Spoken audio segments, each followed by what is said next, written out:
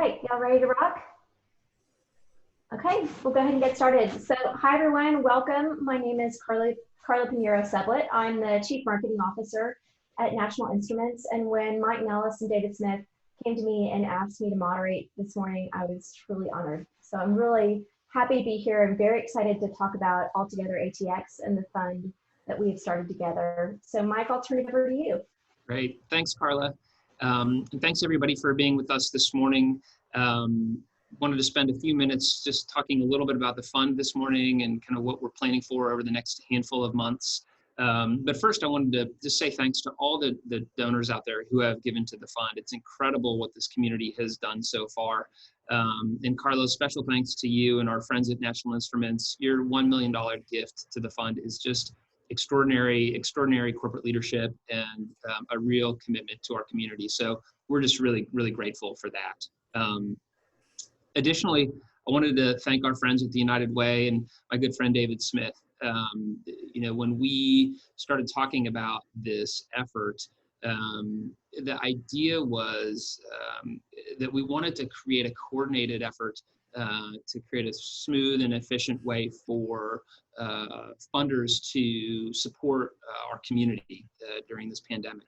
And the United Way and ACF have complementary missions. At ACF, we're focused on closing the opportunity gap in the region, and at the United Way, they're focused on eliminating poverty in Central Texas. And so we felt like we could do more together, and we have. And so we are proud to announce that we have raised over $5 million for this fund. It's more than we thought we could do, and it's a real testament to the philanthropic community and what we can do together. So really grateful to everyone who's been a part of that. When we launched the fund, we wanted to make it easy for nonprofits to access capital. We wanted there to be a quick turnaround on that capital. But more than anything, we knew that this was an opportunity for philanthropists in the region to give $5 up to $1 million.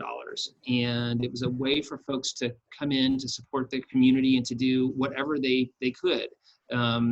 Not everyone has to have significant wealth to support what's happening in our region right now. We're glad that so many different funders have come in, and David's going to talk a little bit more about that later in the presentation. But we knew that so many people were already struggling in this economy that we have here in Central Texas. We know that lots of folks have done very, very well here, but there are so many folks that have been left behind.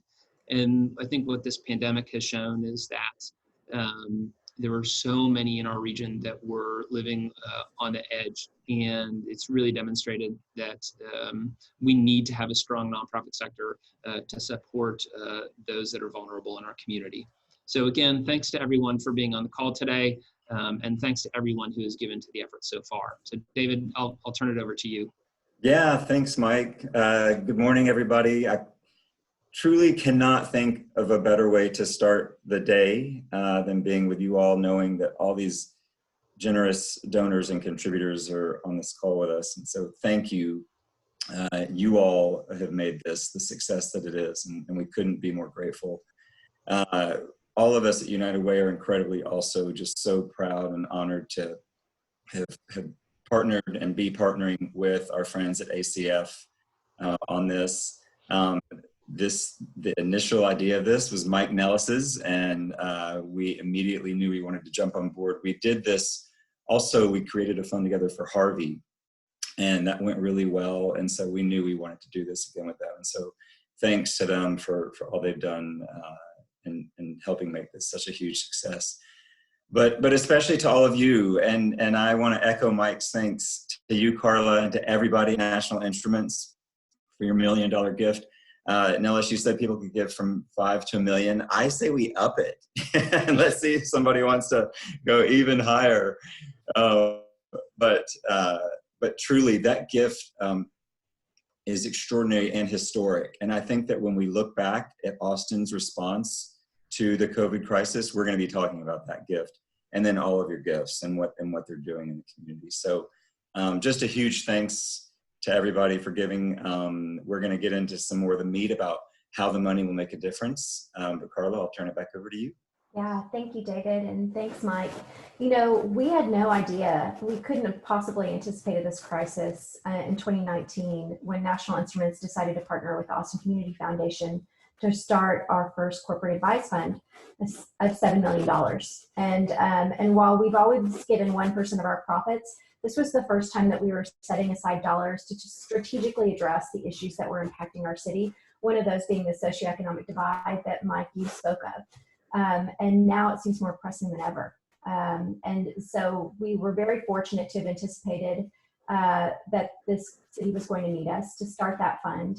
And actually the $1 million that you guys both spoke of was the first deployment of that $7 million. So there's more to come. And I'm just feel super honored to work for a company that's giving us a platform to do such good in this city and in the world around us. So David, I'm super excited to hear more about the applicants and really to understand what we learned through the applications in terms of what the areas of need are. Definitely, definitely. You know, I'm going to go into some just metrics about the applications, but what I'll say just from overall sense after reading so many of them, not all of them, but so many of them, is how shocking the breadth and the depth of need there is. The breadth and the region that we're helping in this 5-county region, but also just the depth of people who, as Mike has already mentioned, who never expected to find themselves in a time of need. And Carla, like you said, this was all unexpected. And so there are so many people, too many people in our community who, as you all know, find themselves in a position for the first time in their life of having need. And so the applications reflected that. The applications also reflected exactly what Mike mentioned earlier, which is that we need our nonprofit sector more than ever in our community. And so we received 297 applications for funding. Over 70 volunteers in the community reviewed and scored those applications. A huge thanks to all of them. It's a big lift. Because I'll tell you, everyone, Sue Carpenter talked about this, but everyone is just a weight because you know the need is real. And so for all the volunteers who scored and reviewed these applications, we're grateful. And then the average award is $19,000. The limit that was allowed was, the ask was $25,000. The average award was $19,000. And because of your generosity in this first phase, we were able to award 97 organizations with funding and disperse over $1.8 million. So thank you for that, and we're really proud of that. And I think Mike now is just going to go into a couple of those organizations and share a little more about them. Thanks, David. Yeah, we just wanted to give you all kind of a sense of who, the diversity of organizations receiving some of this funding. And just a reminder, this is the first sort of tranche of capital that's going to go out. And so we're excited. This is the initial amount that's going out, and there will be more in the coming months. But the first organization we wanted to highlight is the Central Texas Food Bank. And what is, I know that a lot of folks have seen images of the lines of people sort of waiting to get food. And to me, that really demonstrates the sort of depth of need in our region right now. To see folks just waiting to get food, it's absolutely heartbreaking. And so we've provided capital to the Central Texas Food Bank. They serve Bastrop, Caldwell, Hayes, Travis, and Williamson counties. And they're going to be bringing more food to people who need it right now. And so that's the first organization that we wanted to highlight. The second is the Austin Area Urban League. And the Urban League does incredible work. They're serving Travis County, that region. And their funding is going to be providing rental assistance and utility assistance. And so you get a sense of the types of support these organizations are providing to our community right now. It's all very, very basic, fundamental safety net type of support for organizations and individuals in the region. So David? Yeah, I'm going to talk about two more. One is the Bastrop County Emergency Food Pantry. Before this call, I was on a call with a board meeting with an organization that does mapping, and they were actually mapping the requests from 211 that we take at United Way, and food was off the charts, the highest requested. In fact, the number of new people requesting food was up by 300%.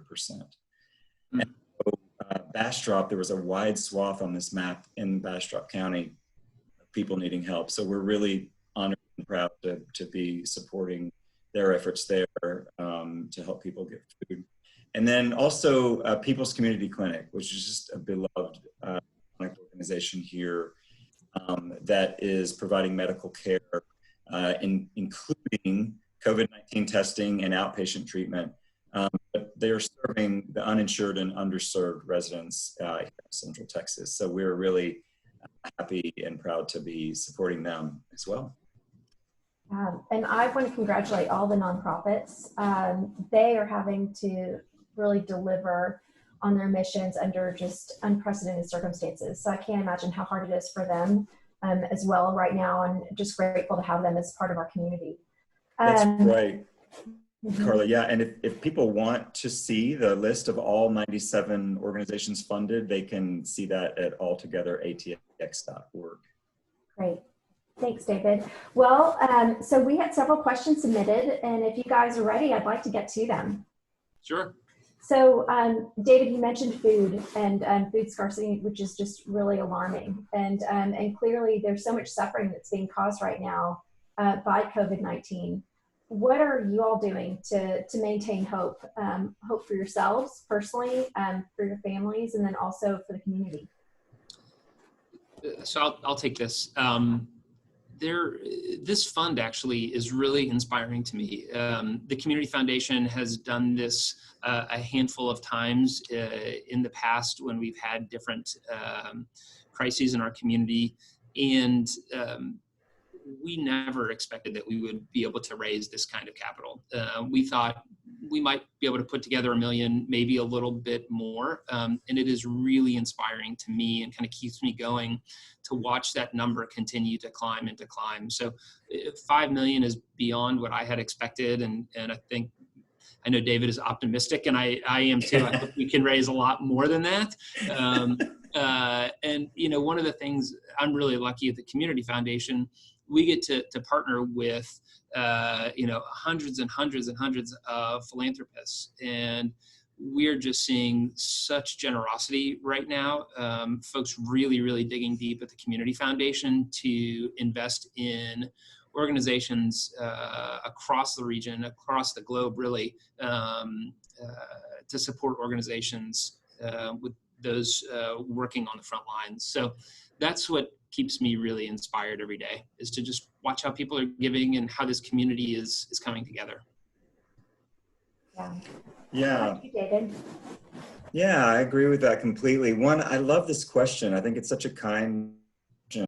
And I definitely agree. I mean, my gosh, the generosity, and you know, what gives us hope. I think a lot of that is we are feeling that we got to stick together, and so that knowing that we're in this together gives me hope.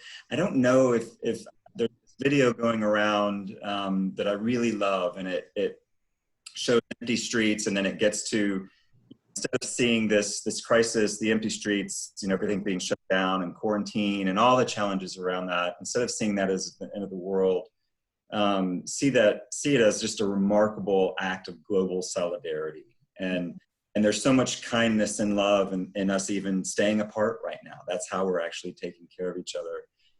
And I love that video, and I've really reflected a lot on it, especially over the weekend. I shared it with some friends from high school, and you know, I realized it's such a privilege to see it that way.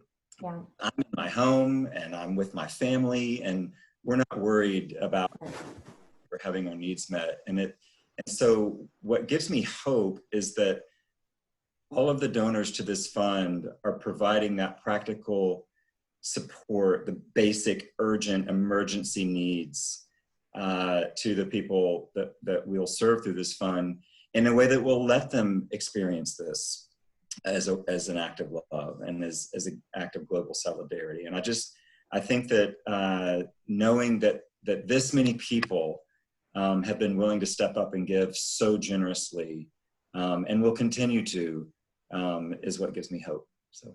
Yeah, well, you just touched on something, David, that I actually want to ask you about. So in the face of so much need, how do we make sure that the dollars that people are giving now are equitably distributed amongst the communities that have traditionally been marginalized? Absolutely. It's another really great question.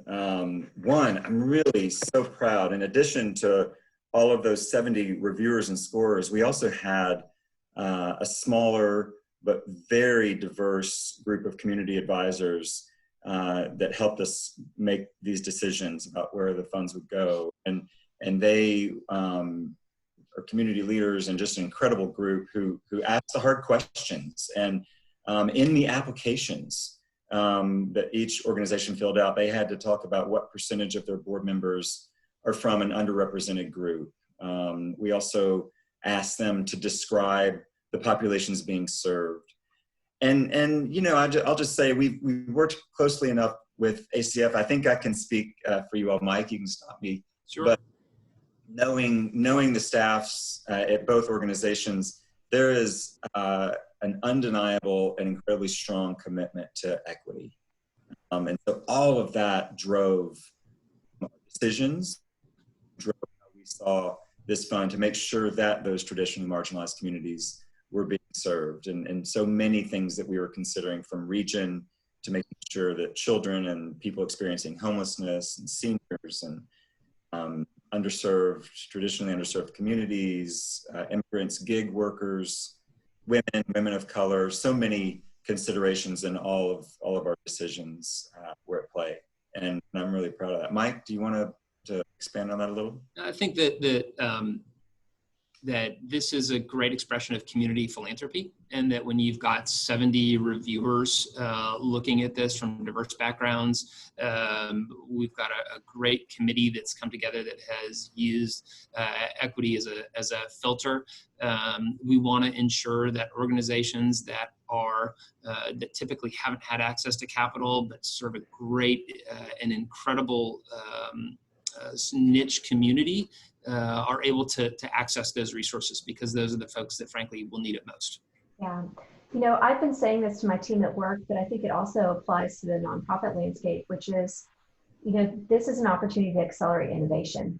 And what if potentially this could accelerate everything that we've been trying to do over the past several years to help these communities. And to that end, Mike, I'd love to get your perspective on where do you think we're going to end up on the other side of this? And, you know, once the dust is settled and once we start to return to some normalcy, what does your crystal ball say that's about the nonprofit landscape? That's a great question, and I wish I had a good answer. I think, you know, I think that the overarching theme of patience is going to be really important here as we figure out our way through this. The nonprofit landscape is undoubtedly going to change here in the region, and I think that our goal was to, one, provide immediate emergency capital right now to those who are on the front lines who need it most, but be in coordination with other funders. So, you know, St. David's Foundation, Michael and Susan Dell Foundation, even the city, to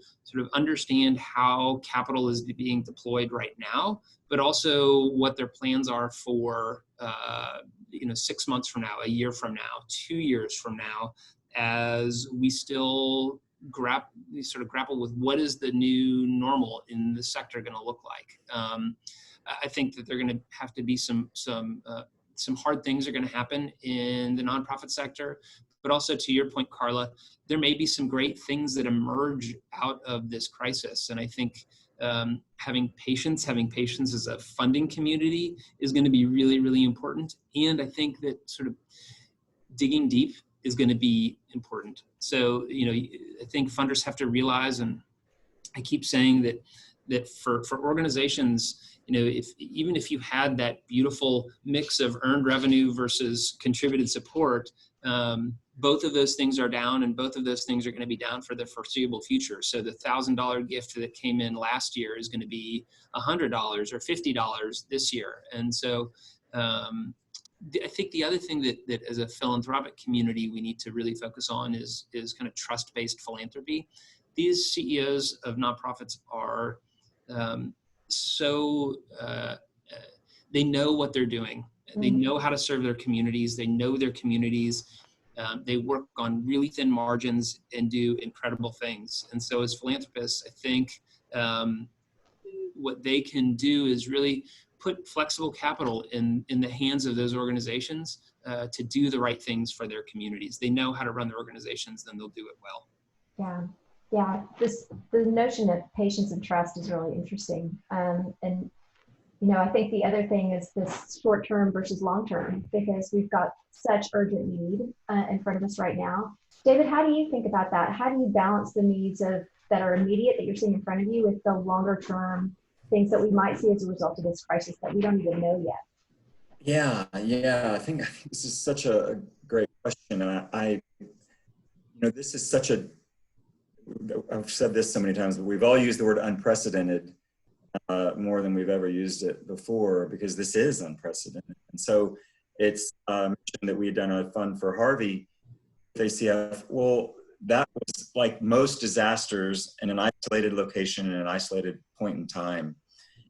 And I think that what we all, and I'm the same way, I'm not pointing any fingers, we all have shorter attention spans. And so everybody rushes to the certain disaster, and then the cameras go away and attention diverts, and we start thinking of other things.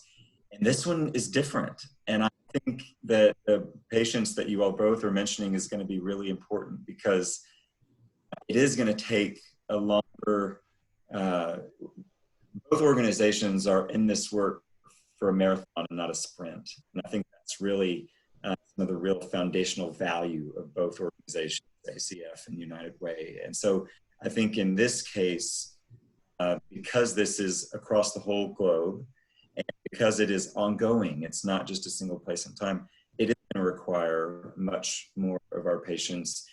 And I remember early on that someone said, gosh, it feels like we go through a year's worth of information every single day. And that way. And so I think one of the important things for us to remember is that needs are going to continue to evolve. Mike mentioned some hard times coming up. I think we all agree and know that that's going to happen. And we just have to stay together in how we respond as those needs evolve. And that's one of the really great things I think about this fund. Yeah, and one of the cool things that ACF does, it enables us to amplify our impact. Yeah, for sure. And I think that's why we've sort of planned this fund in 3 different tranches. And so, the first one is going out now. The second one is going to be sort of into July, and then the third is going to be going out kind of later into the fall. And so, the idea here is sort of this is a longer term effort. And, we didn't disperse all the funds knowing that we still don't know the entire effect of the pandemic and what's going to happen. Every dollar is going to go out into the community. Neither of our organizations are taking a dime for this. And so we just feel like it's really important that every dollar that comes in goes right back out into the community to serve those folks with the sort of greatest needs. And so that's why we're taking this in kind of a phased and patient approach. So we're just getting started. We're going to continue to raise dollars as those funds that are needed in the community kind of continue to grow. And so the applications will be open in July, and we anticipate the second round of funding to begin kind of midsummer. And so that's sort of what the cadence of this looks like moving forward. Okay, great. That's right. I would say too, just based on what we were just talking about, Carla, you mentioned this is an opportunity for innovation. I love that. And I think this is an opportunity for us too, knowing that this is different. This is not just the typical disaster that we respond to and how it's different. It's really a chance for us to find new ways to come together. Because I think this crisis has exposed inequities that have been around for generations and generations. And these inequities happen to be the very things that ACF and United Way work on all year long. And so I think it's a real chance for us to come together as a community, and as these inequities are exposed, address them, and then address the systems that perpetuate them. And so I'm hopeful that there are some silver linings in this crisis, and that we can find ways to come together in new ways. And that really just leads me to what I want to say as we close things out, and that is we are just getting started. Mike is right. We are just getting started, and the needs are going to continue. The needs are going to continue to grow. And thank you for all your support. Please spread the word about this fund.